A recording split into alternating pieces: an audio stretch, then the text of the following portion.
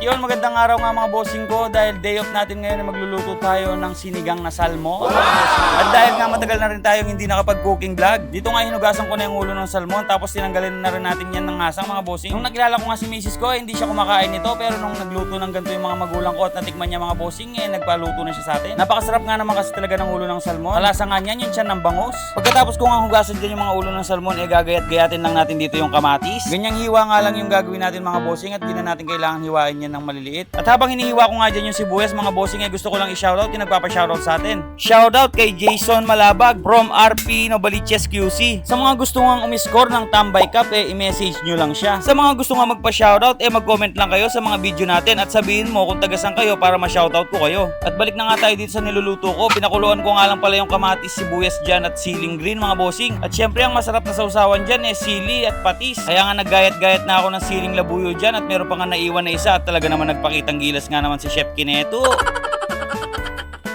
At pagkatapos nga niya nilalagyan natin yan ng dato puti patis. Dato puti baka naman. At dahil nga yung ibang sili ngayon ay hindi na masyadong manghang kaya kailangan mo ng ganyanin yan para tumalab sa akin mga bossing. At yun, natapon pa nga pero kukutsarahin lang natin yan dahil tayo lang din naman ang sasawsaw dyan mga bossing. Kunwari wala na lang kayo nakita. Mi pa sobraya kaya bangan kasi. Kayo din ba mga bossing ko yung kapag nagluluto yung mga pinagamitan inuhugasan nyo agad dahil ayaw nyo na nakatambak sa lababo mga bossing? At yun, dahil kumukulo na nga ilalagay na natin yung isang pack ng sinigang mix. Pagkatapos nga nun, tinimplahan natin yan ng patis at nilagyan natin ng asukal. Tapos imemekos-mekos lang natin ng ganyan yan. Pagkatapos nga natin imekos-mekos ilalagay na natin dito yung 4 na pirasong ulo ng salmon. After nga ng ilang minuto, ilalagay naman natin ulit yung isa pang pack ng sinigang mix. Pagkatapos iintayin lang natin kumulo yan ng mga ilang minuto mga bossing. Dito nga maglalagay naman tayo ng konting paminta. Tapos nga ilalagyan natin yan ng konting asin, yung swak sa panlasa natin. At syempre, imemekos-mekos lang natin yan ng ganyan.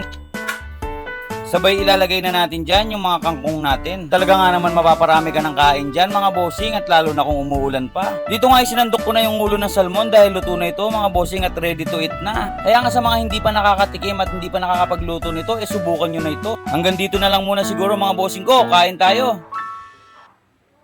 Yon, ako si Boss Kineto. Kung ngayon nanonood ka pa rin dito sa video na to, paki-like and share and follow mo na rin itong page na to para maging updated ka sa mga susunod pang video.